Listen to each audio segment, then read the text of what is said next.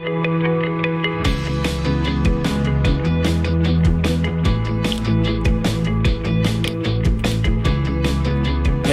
and welcome to Pastor's Perspective, sponsored by Calvary Chapel, Costa Mesa. My name is Brian Perez, and we are here live on this Wednesday, the 16th of November, ready to talk to you, answer your questions.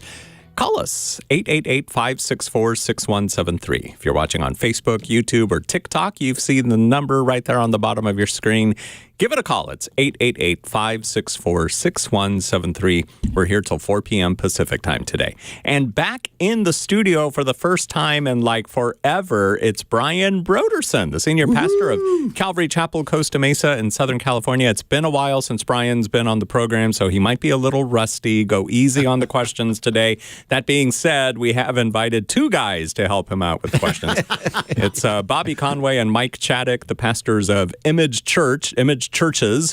That's right. Bobby from Charlotte, North Carolina, and Mike from the Image Church in San Juan Capistrano, California. I gave Mike that name, by the way. I just want to be clear on that I gave him my blessing. And He did. He graciously allowed us to have our original idea back. So I don't know. I don't know how that works. Yeah, what's up with that? Now, isn't Bobby a franchisee? Is that how it works? Well, he's just a friend, but we probably should speak in those terms at some point. Licensing fees and all that. Yes. I like the way they think, though. They cover both coasts. That's right. Now it's just a matter of sort of inching into the center of the country. Yeah, got to get that Midwest, man. Midwest Image Church. Got to get it in there. Someone out there might be wanting to plant a church in Kansas or something. Yes. You never know. You can call it Image Church. That's right. So where have you been, Brian B? I've been numerous places. It's been a while. So I got home, what's today? Today's Wednesday. I got home Saturday night from a trip that I went on 2 days after I got back from Israel. So, I was in Israel for 2 weeks. That was fantastic. The week before I went to Israel, I was in Boise, Idaho for half the week. And then I got home and jumped on a flight up to Northern California, to Monterey. We had a great time hanging out with a CGN hangout meeting, which Mike and Bobby should have been at. But I know, right? I'll have to check my inbox. That's right. Yeah. And then from there, I went up to Seattle, and we had the Pacific Northwest Connect Conference. Yeah, so that was super good. But I got home, and So Cheryl kind of got a little bug in Israel a couple of days before we left Israel to come home. And, she kept saying, I know you're going to get this. I know you're going to get this. And I kept saying, oh, no, I'm not. I'm not going to get it. I know I'm not going to get it. And so I got it. Yeah. So anyway, that's why I wasn't here yesterday. But, today I just said, I got to go see the fellas. Yeah. And we're glad you did. I couldn't miss an opportunity to be in the studio with Mike and Bobby because we have not been in the studio together before. Not the three of us. Not the three of us, yeah. Yeah. Right. And then, of course, Brian, I just missed you so much. I thought I just got to come and get a little BP fix. And I found out you weren't going to be here yesterday because I was so looking forward to Brian is back.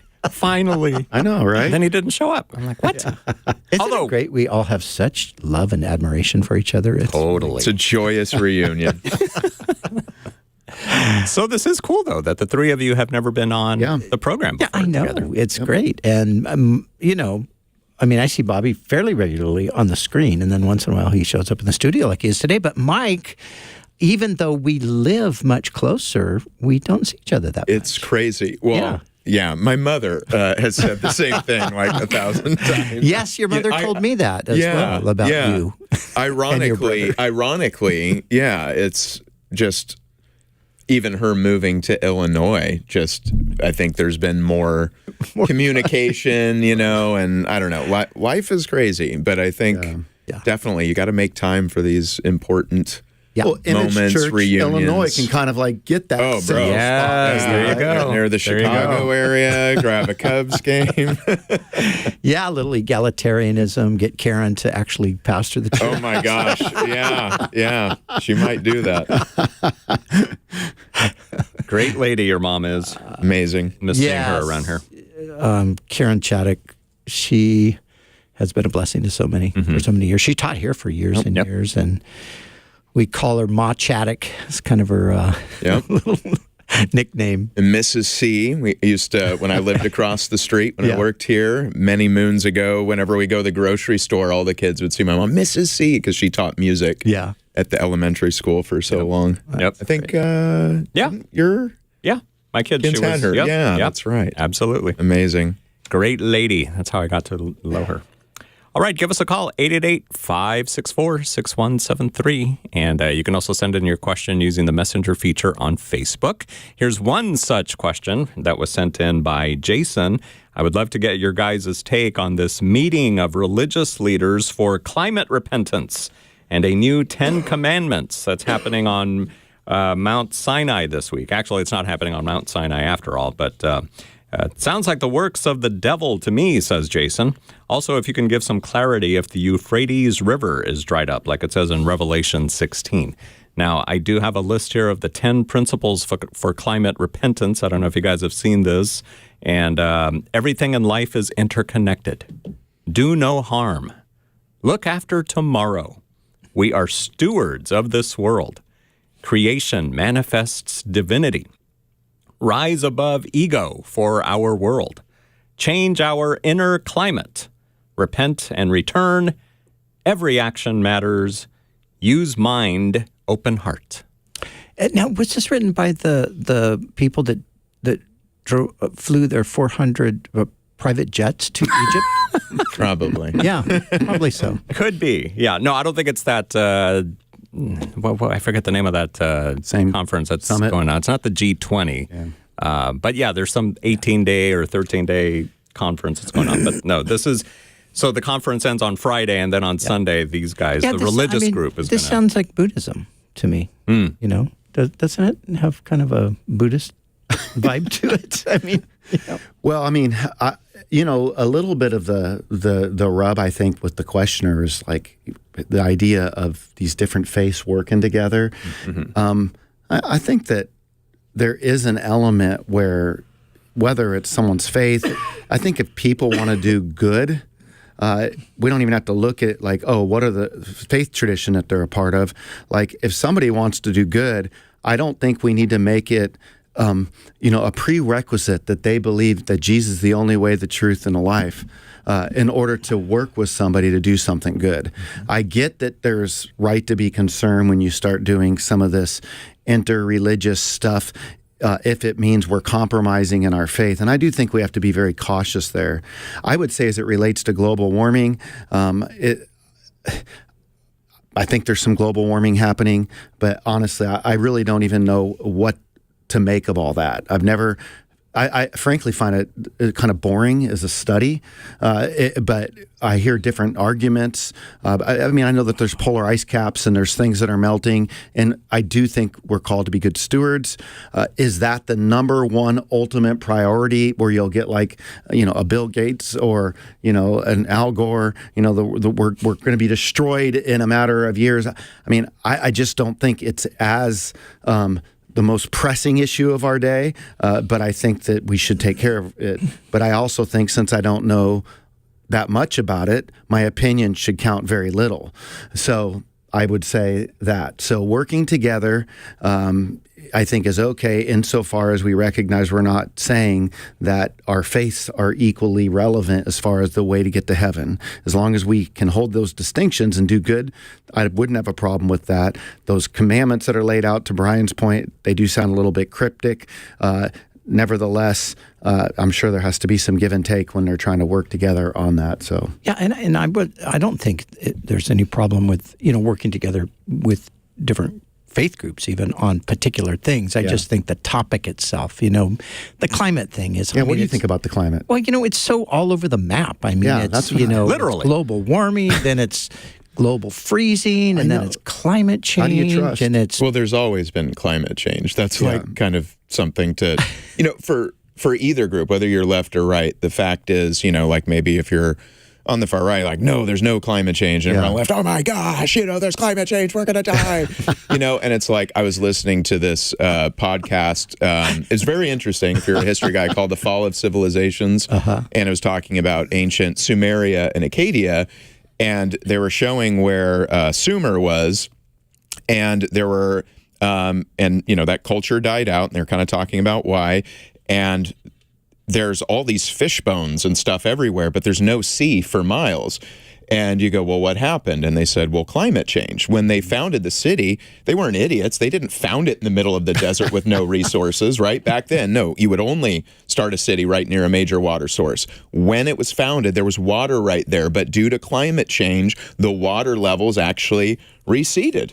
And so that was part of the reason. And again, this was, from what my understanding, it was a secular, kind of, atheistic British guy, and he wasn't necessarily making any, political claims at all, but he was saying climate change. It's always been kind of there and kind of back and forth, ebbs and flows, and sure, some things can contribute and other things won't. So to me, with the whole climate change, it's like, I'm sure there's an extent to which we can affect it, but I also think, we don't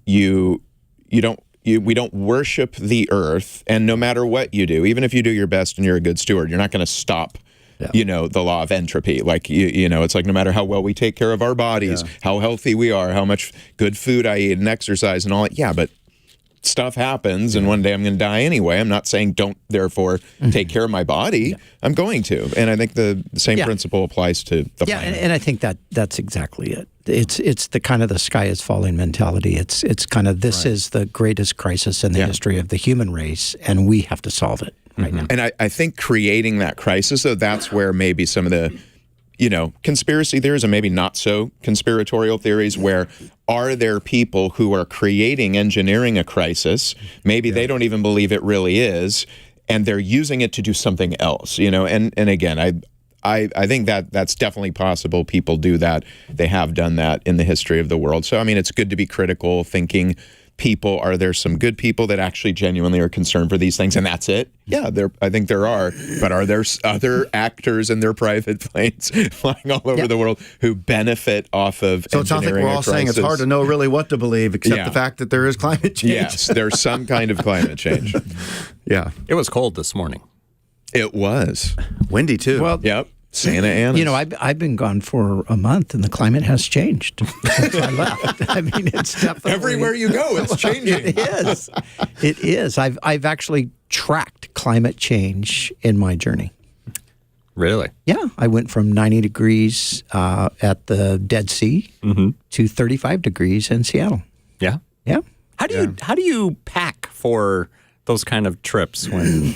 Well, you did come home in between. Come home, so I guess you could. Yeah. But lately I have found, this is a personal issue that I'm having to deal with, that I'm always packing the wrong stuff. Oh gosh, I thought you'd be the expert by now, because I know I do that, but I don't travel. And I'm always packing too many things. It's like, what did I think? Why did I bring 5 pairs of pants for 3 days? See, I do the opposite though. I like to go minimal. I don't want to pay for extra luggage or have to wait. And then I'm like, crud, like I didn't bring basic things. But I stick it all in the smallest suitcase imaginable. Cheryl's mad at me that my suitcase is so small. She keeps like going, you need to get a bigger suitcase. You're going to take another one, and my stuff's going to be in it. Oh, so one of the exciting things about my adventure. So I got one of those, those tracking devices, the Apple thing now. So you put in your luggage, right? So you know where your luggage is. So I put that in my suitcase, and I fly to Tel Aviv, and I pull up my thing and look at where my suitcase is, because I'm waiting for it to come down, come down onto the baggage claim thing, and it says suitcase is in Los Angeles. And I'm like, okay, this thing doesn't work. This thing is screwed up. Why did I even buy one of these things? Because I know this can't be true. Yeah. Right. And so my suitcase never came, so I, had to go over to the counter. No way. Yeah. So I was in Los Angeles. So I go to the guy at the counter. I said, my suitcase hasn't come through. And he says, do you have your baggage claim ticket? And I said, yeah. So I handed it to him, and he typed something on the computer. He goes, right, yes, your suitcase is in Los Angeles, actually. Wow. You're like, what's going on? Great. Yeah. So anyway, I had to go out and do a little shopping. Got myself some new running shorts and a couple T-shirts. And Yeah. 2 days later, it showed up. Well, we thank you for tuning in to Pastor's Perspective for your Yes. daily weather update as well. Travel log. Yes. We're glad to have you with us today. Deep And if you insights. are shopping for luggage, we highly recommend Samsonite. Where did you find that small piece of luggage? That's what everybody's probably wondering. That's right. That's what they want. What about the other question that Jason had about the Euphrates River drying up, like Revelation 16 says? It is drying up a little bit, but I mean, well, it's actually been drying up a lot, but it's not completely dried out. I do know, like with the sixth bowl right before Armageddon, that it talks about it being dried up, but I mean, it's not completely dried up. Yeah, and these things ebb and flow, right? I mean, they. I was up at Lake Shasta last Christmas. My niece got married, and I'm driving by Lake Shasta thinking, where'd Lake Shasta go? There's like a pond here now, but that's Lake Shasta. It is so low. Hoover Dam. Yeah. Oh, yeah, a lot of places. Yeah. On that note, though, it is interesting kind of going back to what you said, Mike, about Sumer. And I was thinking, though, just being in Israel, this is fascinating to me. The Sea of Galilee is the level is lower than it was in the first century, because we know that Bethsaida was was on the water, and now Bethsaida is about a mile in. But it's interesting to me that Capernaum and Magdala, places like that, are still on the water. Yeah. So it has receded, but one of the reasons why is that 35% of the Sea of Galilee now goes to supply fresh water to the people of the land of Israel. So that was just kind of an interesting little. Even the Dead Sea, when you're out there, you can see that that's been receding as well. Yes, yeah. And then when you think about the Jordan River as an Israel kind of insight, on my first trip, I was kind of in the throes of my doubts, and I found myself looking at this dinky little Jordan River. And I mean, I was thinking there had to be some serious global warming on this, because I'm like, how did you have all the people in the wilderness not cross over it? I mean, it is not all that wide at all. But I was reading through Deuteronomy and Joshua in my quiet times over the last month. And I just started thinking about that whole story, because it didn't make sense to me about why they would have hesitated. And then it was as if I realized, well, when the Lord said, put your feet in or whatever, that was kind of a first step of faith, number one. But number two, they didn't want to take the land anyway. So it's not that they were separated by this vast body of water. They were separated by their fears and disobedience. And so the separating of the water just was God's step of showing that he's with them. And that would have obviously helped, because it was during the busy season where the tides were moving quick, and you could picture mothers with their babies getting across. But they could have easily, I think, built something to get over there. But they were fearful. And so in a lot of ways, I found myself expecting this massive river, but it's pretty unimpressive. Yeah, it is. But I've actually been there. It's funny, because the Sea of Galilee, you read the stories, of course, about the storms on the Sea of Galilee, and the apostles who are, some of them are lifelong fishermen. They're fearing for their lives. They're afraid that their boat's going to sink. And, you go and you stand and you look at the Galilee. It's 13 miles long. It's 8 miles wide. For us, that's a lake. Yeah. And you're like, how could anything, how could there be such a threatening storm on a lake like that? And actually, there's all kinds of reasons why that does happen.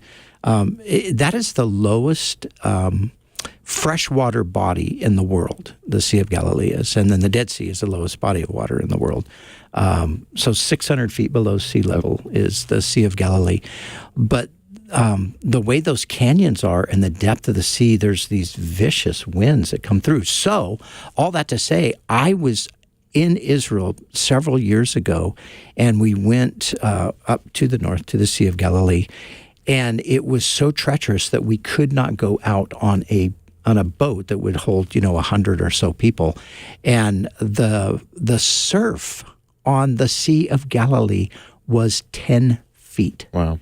And I saw it with my own eyes. Wow. I was like, oh, wow, this is how you would have some fishermen that were freaking out. And they're in little boats, too. I mean, you're in a little Exactly. boat. Yeah. That makes a big difference. So, some of these things, and back to what you were saying, Bobby, I've seen the Jordan in the wintertime when it is gushing. And, certain places, obviously, more so than others. But I would imagine, and, the scripture even talks about the flooding of the Jordan. There were times when it was overflowed. And so it could have been that kind of a situation, too. But I think your take on it is actually the right one. It was their fear that really kept them back. It wasn't like some massive body of water that, oh, my gosh, how are we going to get across this thing? Yeah, no, for sure. Jason, thanks for sending in your question on Facebook Messenger. Now let's go to the phones at 888-564-6173. We've got Brian Brodersen, Bobby Conway, and Mike Chaddick here to answer your questions. And Mark, you are first up on the phones. Hi there, Mark. How can we help you? Hi. I have a question. I was reading. It was in, it was Genesis. It is the part where Noah had gotten drunk.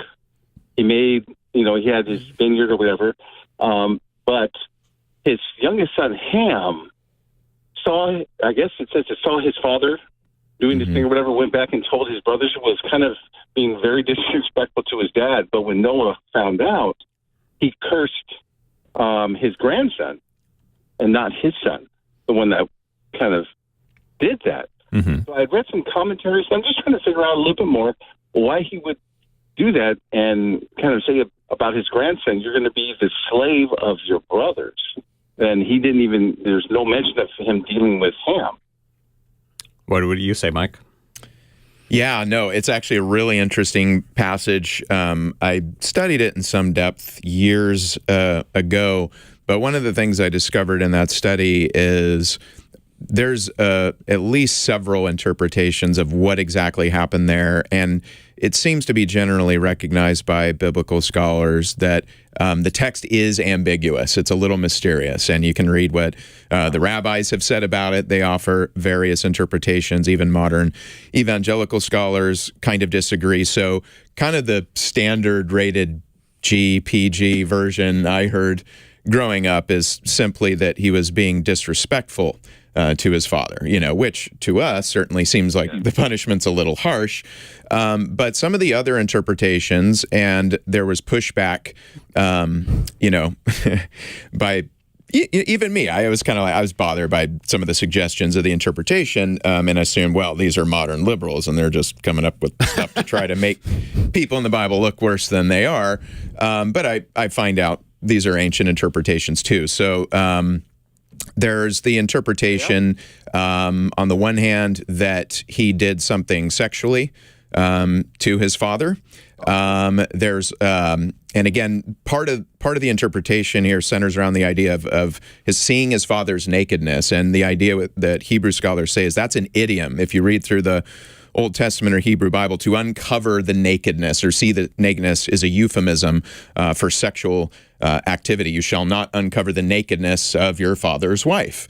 And so it could be, he did something to him. That's one. Again, very disturbing thought, I understand, but that's one suggestion. The other is it's something to one of his father's wives. That's a suggestion too. And then I think one of the rabbis even mentioned, did he castrate him or something?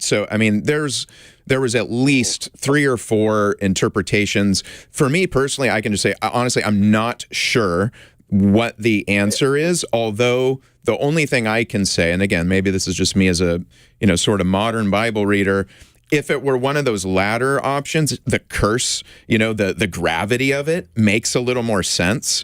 Because if he was just, joking, hey guys, I saw Dad naked, and it's like, cursed you and your grandson and off with you. I'm like, geez, Dad, calm down a little. So, but you know what? But I also admit, honor and respect in an ancient honor shame culture was such a big deal. I don't even fully understand that. Even if I read about it, I don't get it. So it is possible the original kind of nicer PG rated G version is accurate, but honestly, especially kind of the argument from the idiom, I think those others are possible, and there's definitely some scholars who have tried to advance and argue that one interpretation is correct. I think that the biggest thing was, why did he, there's got to be something that Why was Canaan the one who came up with the curse? Yeah. I know, like with the Canaanites and then kind of whole thing, but that was just real interesting. I said, why did he nail like?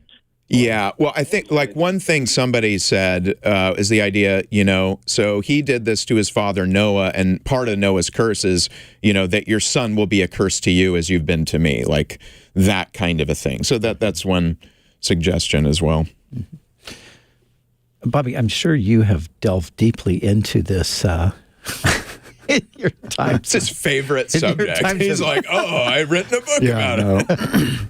I mean, it is a very interesting passage. I mean, the one thing, about the curse that, we definitely want to say it's not teaching, which some have said, this was a curse on the African people. Yes. And so we would want to say that that's not what it is. Absolutely. As far as the curse, I think that there was just something about his heart that was so corrupt, and being the father of, the Canaanites, I kind of just take it in a way that, his impact in the way that he lived his life, and something about his corruption flowed to his progeny, and as a result, the ultimate judgment would fall in the future on the Canaanites. Yeah. And so that would probably be a way that I would see that. Yeah, like even in the Exodus commandments, the 10 Commandments,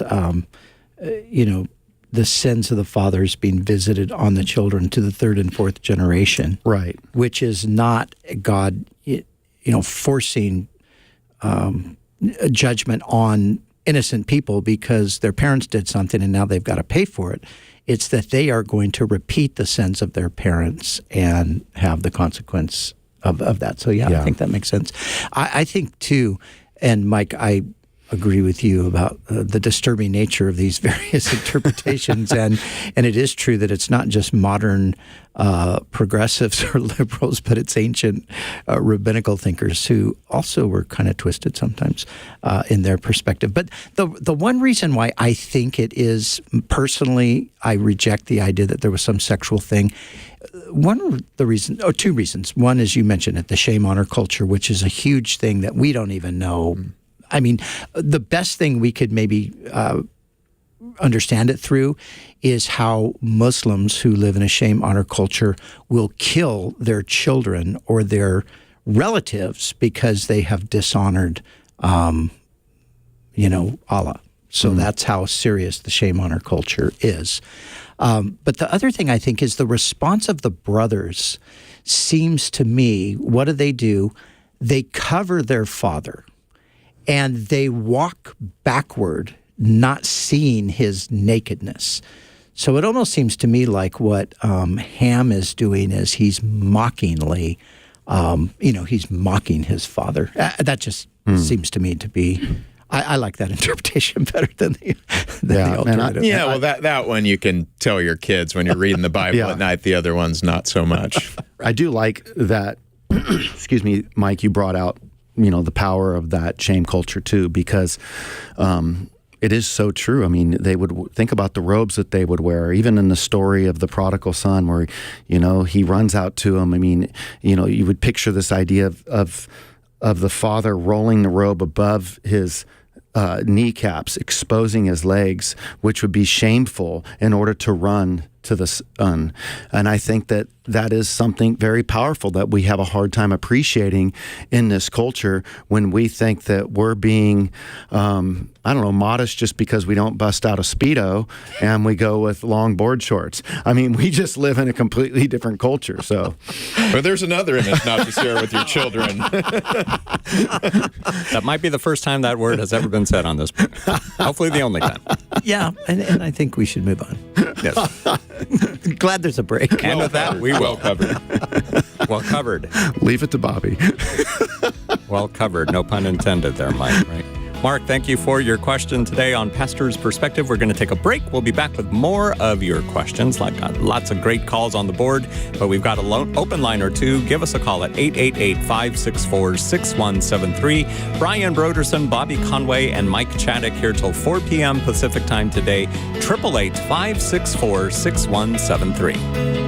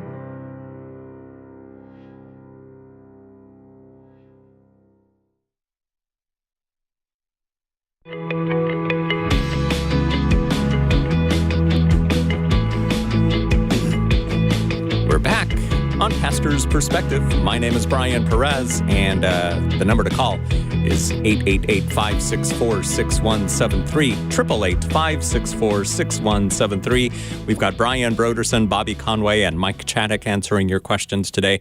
Brian is the senior pastor of Calvary Chapel, Costa Mesa in Southern California. Bobby is the pastor of Image Church in Charlotte, North Carolina, and also the guy you see on the 1 Minute Apologist channel on YouTube. Mike is the pastor of Image Church in San Juan Capistrano. There it is.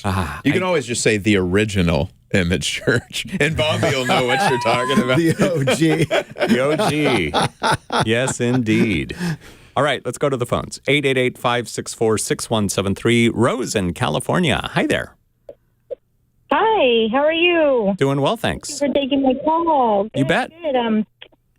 Well, I'm a first-time caller, so I'm a little nervous, and I don't want to babble on and on. So I'll try to get to the point.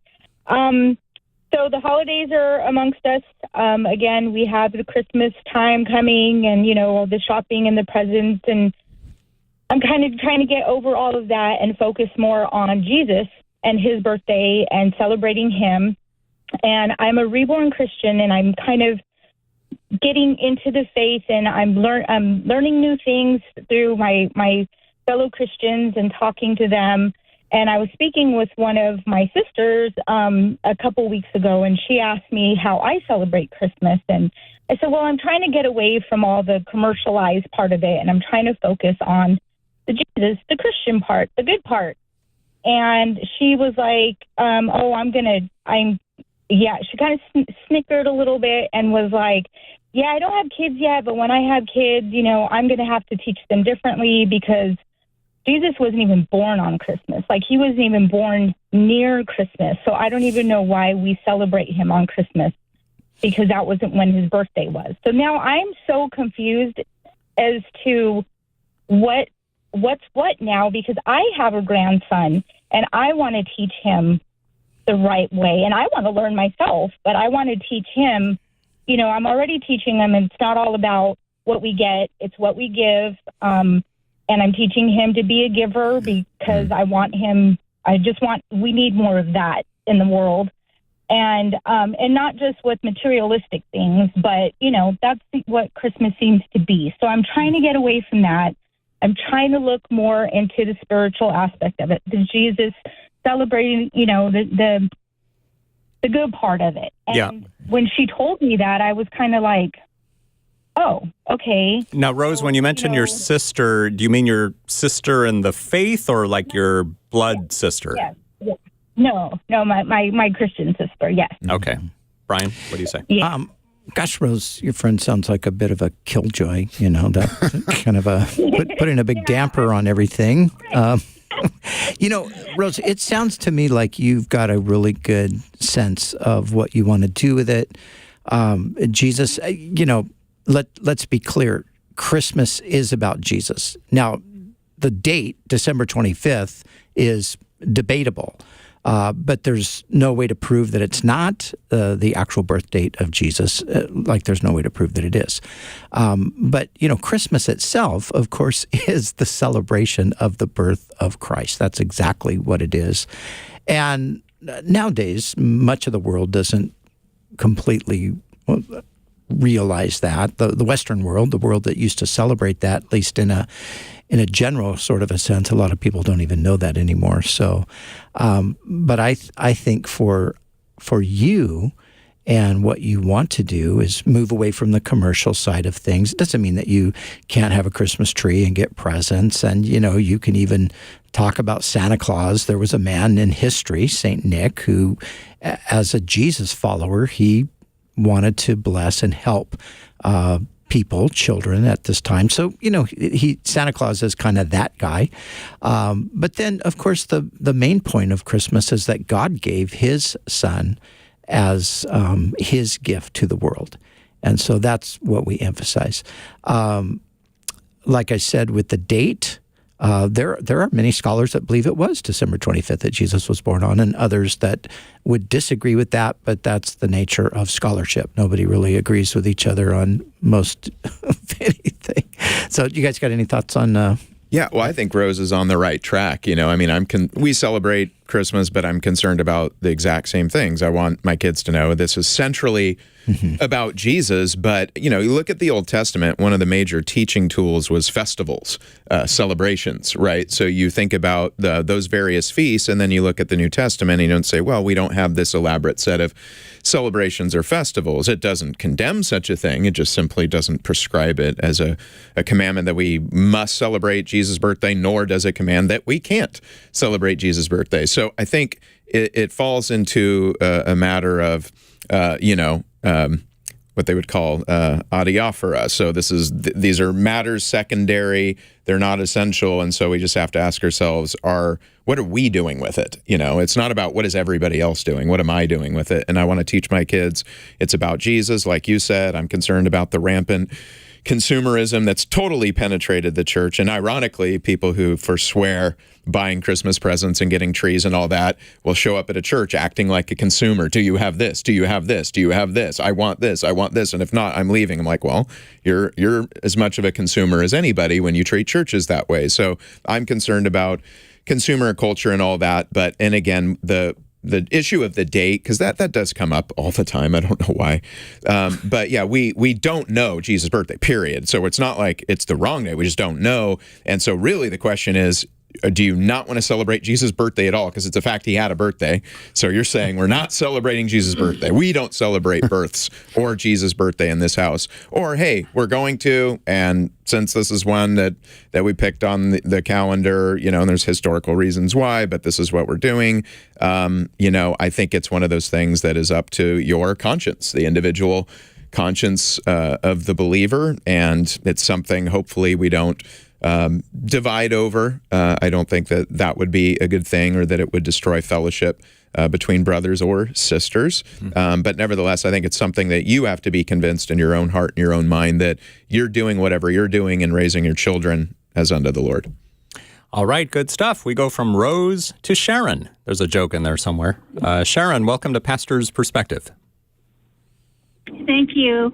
My sister is in the New Age movement, and she's telling me that when she meditates, recently she's been able to speak in a light language, and it sounds like praying in tongues. And so I'm just curious about that.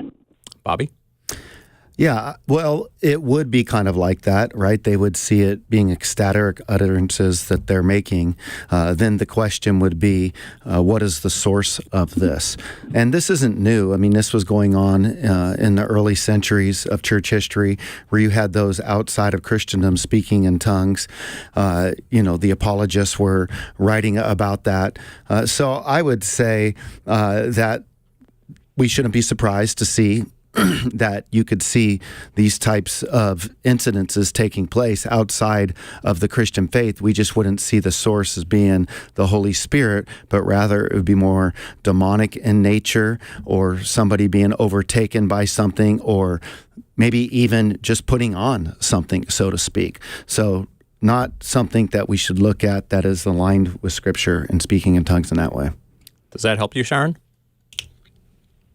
Yes, I just know that my sister, she's okay with I pray. If you're talking about I can't even talk, sorry, being demons or whatever, I mean, she'll go to church with me when she's visiting me from another state, and she'll let me pray for her, and I witness for her. So it's not like she's afraid of talking about Jesus. So it's not like I would think if it's something that was dark that she would be able to, it'd be something that they wouldn't want to hear about it,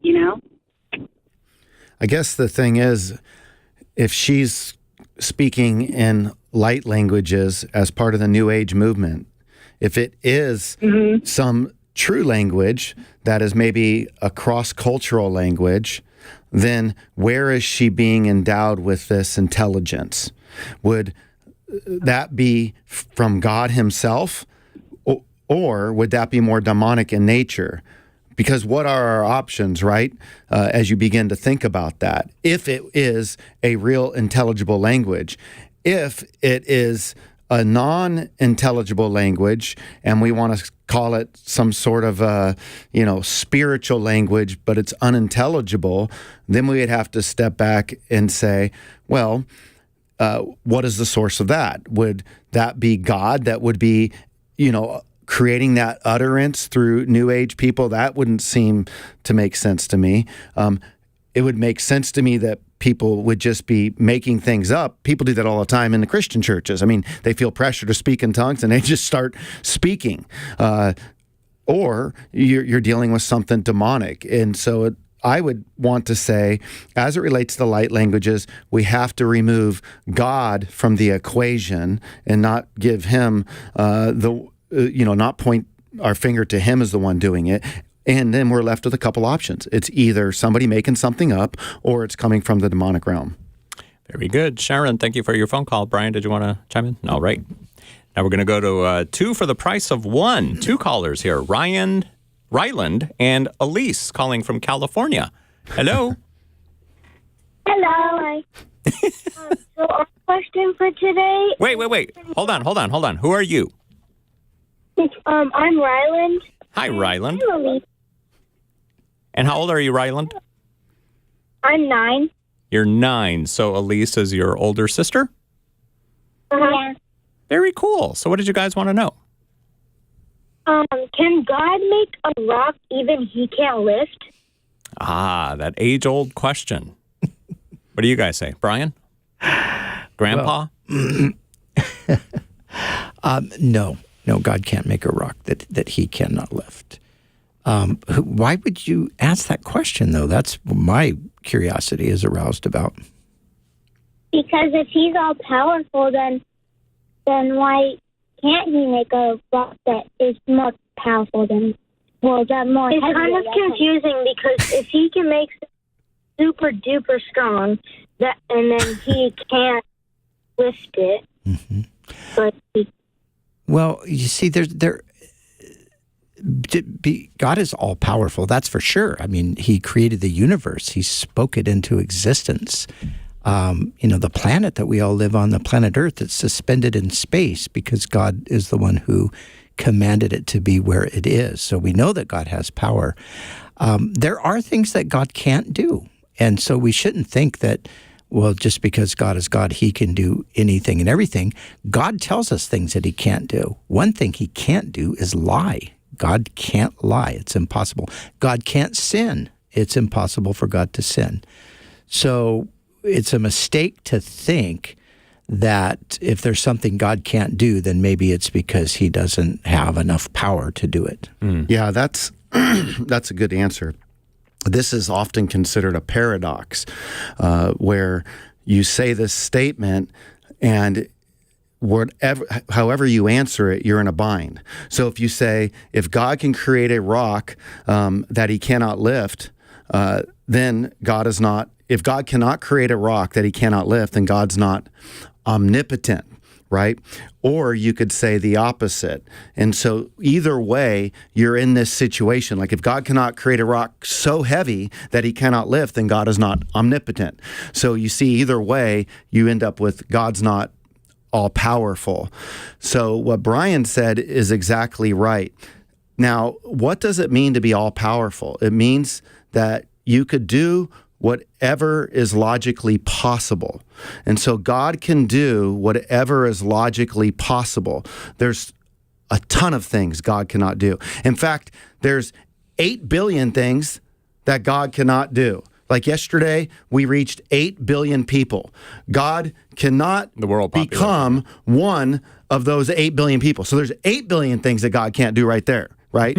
So we could come up with all kinds of things. Like God cannot be Rylan. God cannot be Elise. Even though God's all-powerful, He cannot be Rylan, He cannot be Elise, because it's logically impossible for God to be Rylan and for God to be God. Either God is God or He's not God. So God cannot be 8 billion people and not 8 billion people. So we can run into this scenario all over the place. God cannot create a round square, right? So that's logically impossible to make a round square. So that's hopefully something that can help you think about that. What do you guys think? well, but I thought that God was inside of us. Yeah, Mike, you're going to help her out, or Brian? Well, God is inside of you when you receive Jesus, but that doesn't mean that you've become God, right? You understand that.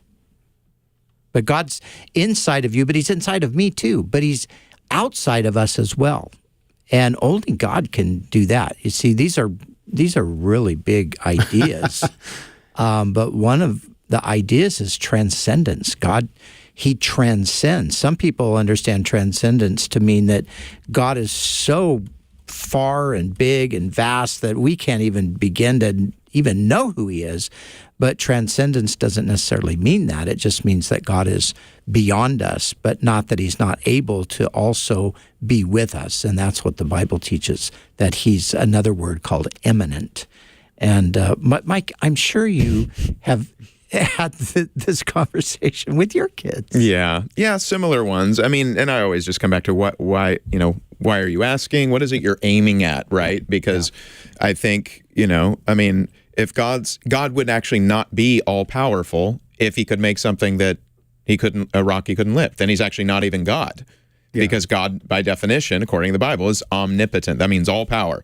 And if you're saying, well, if He's all powerful, can He make something He's not powerful enough to lift? Well, no, that is a contradiction. Yeah. Like Bobby said, some of these are kind of brain game kind of questions, to be honest with you. They're abstract and detached. Yeah. And they're kind of fun, but they're also not. Sometimes they're more confusing than helpful. For example, can God make a square circle? Mm-hmm. What do you say to that? It's like, like if I say He can't, God can't do something. Yeah, but that's a logical impossibility. That's simply an absurdity. And I'm kind of, in a sense, am I playing a word game with that? Is that what this is? Or does this correspond to some objective reality? So, how many angels can dance on the The head of the needle. Yeah. Well, you know, Rylan and Elise, it sounds like you guys are working on your apologetics. So are you planning to have your own little talk show where you could answer some of these questions? I mean, I've been thinking about it for a while. That's awesome. I suspected that. Hey, you know a good book series, kids, that I would encourage you to listen to or to read? Dr. Craig's What God is Like children's book series. Many parents end up reading this children's series, and they love it. And so William Lane Craig's a great Christian apologist, and he partnered with an illustrator. And he has different books, like, for example, What is God Like? Well, God is all-knowing. Or what is God like? God is all-powerful. What is God like? God is everywhere. And so these are known as the attributes or the characteristics of God. So some of the questions that you're raising could be helped by looking at a series like this. And I just put this plug in for all parents. If you want to help your kids begin to learn theology and the attributes of God, this is a great place to start. Dr. Craig gets letters from parents, though, who they're learning their theology along the way as well. Very good. So again, that's William Lane Craig and the series, What is God Like? Bobby's been encouraging me to kind of follow William Lane Craig. Is this what you were referring to? Yes, I was thinking, couple this with maybe the Paddington Bear series. He's like, well, I thought you ought to start here. Yeah. And, remember I told you could triple what's funny? You know what's funny, though? If you can explain it to children, then you really know what you're talking about. Yes. If you can only use really big words and, talk to very, very highly educated people, I kind of wonder, do you really understand? So I think bringing it down and I think just acknowledging, for Rylan and Elise, again, there's things about God we're not going to fully understand. Once again, I think part of what humans want to do, and this is kind of what idolatry is in the Bible, it's reducing God to something that you can grasp, that you can control of. And that was actually forbidden by Israel. They were not allowed to carve out a God they could understand and place an idol of him in their temple. God is, as Brian was saying, to use the theological word, transcendent, which means he's so much bigger than even your understanding, your vocabulary, your ability to grasp, that it's something we have to sort of guard the mystery of that and just honor, wow, God is far beyond my understanding. The Bible reveals things I can understand, but it also reveals to me I'm simply not going to be able to exhaust that knowledge. Yeah. Another thing God cannot do is force us to love him, force us to have a relationship with him. Yeah, I mean, if he wanted to make us robots, he could have, but the way he chose to make us, that's not the case. And again, one of the classic attributes of God is he's immutable, which is a negative thing. He can't change. And I think sometimes what it is when people, because I've heard some non-believers throw out questions like, can God make a rock so big he can't? That's actually who I heard it from, was non-Christians. And if you can't answer it, it's like a trick question, then obviously you're wrong and you don't have the right God or whatever it is. And again, I think we have to dispel this notion. I think Bobby already was speaking to this. There's lots of things God can't do. When you say the word can't, that's not necessarily a limitation. That's a good thing. For example, God can't change, the Bible says. He can't deny himself. Is that bad? No, that's great. Like, I wish I didn't have the limitation of not being like the person I want to be every day, right? Like, oh man, I spoke kindly to that person when maybe another day it wouldn't have been too kind or whatever. Man, I wish I could be consistent, perfectly consistent in good. And that's what God is. So ironically, my capacity for change, that I can be one thing one day, one another, is actually not a good thing, right? And so I think we need God not to be able to do certain things. What do you think, kids? I think I understand. Words can't explain God. Amen. Amen to that. Well, you guys are great. You guys are awesome. I can't wait till you call the next time with another question. Yeah, and you know what? Don't be afraid to keep asking questions. That's right. I just want to encourage you, don't ever feel like as Christians you're called to just not ask questions anymore or whatever. No, I think keep seeking the Lord, keep reading the Bible, keep trusting in him. But whatever questions matter to you, I would encourage you to keep asking them. Yeah, and I know that both Mike and Brian would agree with this, kids. Words can't exhaustively help us understand God.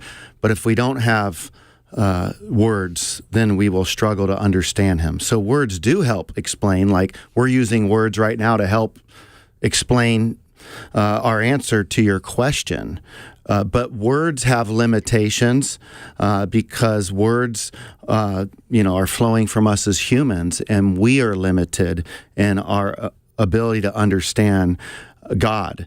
But that doesn't mean that we can't use words to comprehend some wonderful things about God. We just can't comprehend him in an incomprehensible way. Good stuff, Ryland and Elise. Good to hear from you. Keep asking questions, and then keep asking more questions. Like when we answered their question, they were like, yeah, but what about this? So that was that was good. All right, see if we could squeeze in one more call. Here's Margot in California. What did you want to know, Margot? I'm from the Middle East, and the word Ham, the name Ham, I'm going to paraphrase, literally means the dark one from a hot country. So, when you said something about this is not a reference to the black people, the Middle East, this is what everybody thinks, that blacks are cursed. I mean... Yeah, but Middle Easterners are black. Do they think that about themselves? Yes. Mm-hmm. Well, yes. The Sudanese are looked down on, unfortunately. You know. All the people, even let's say Lebanese, I'm Lebanese, even the Lebanese people who are darker skinned are treated as a little less than the light skinned ones. Yeah, that's kind of in some, I was going to say universal. I don't know that it's universal, but it has a long history, of course. Even in a place like India, the lighter skinned people of India are seen as the higher classes of people. So, yeah, the Hebrew word does mean hot. Yeah. I don't know. Couldn't find any reference. It comes from the verb chamam, to make hot, to be warm. Hot, yeah. So I don't know about the dark part, but hot for sure. Yeah, I think so. So are you talking about Hebrew or Arabic, or what language are you talking about, Margot? Arabic. Okay. It means all these three. It's like hot or heat, dark or hot-tempered, or dark or heat. Yeah, and I'm sorry. It refers to the Africans. Yeah, no, I think I've heard that in other languages. In the biblical Hebrew, which is not even the same as modern Hebrew, comes from the verb chamam, which means to make warm. So I could see how, just linguistically in other neighboring cultures, there can be a shared meaning, but also a different emphasis. So it might be something that, because I'll trust you that is what it means in Arabic, but in the Hebrew, it seems to be the basic meaning is simply to make warm. And then maybe in other languages, cultures, it took on a different meaning. Well, we did it, guys. The first program with the three of you. I think it was a success. We should do it again. I think so. Like maybe tomorrow? No. Yeah, let's do it sooner than 10 years. Yeah, that's right. How's that? At the end of 2025, we'll do it. That's right. Let's put it on the calendar now. When you get back from Sounds like a good year. Yeah. All right. Thanks for listening. We'll be back tomorrow. For Brian Brodersen, Bobby Conway, and Mike Chaddick, I'm Brian Perez. And Pastor's Perspective was sponsored by Calvary Chapel, Costa Mesa.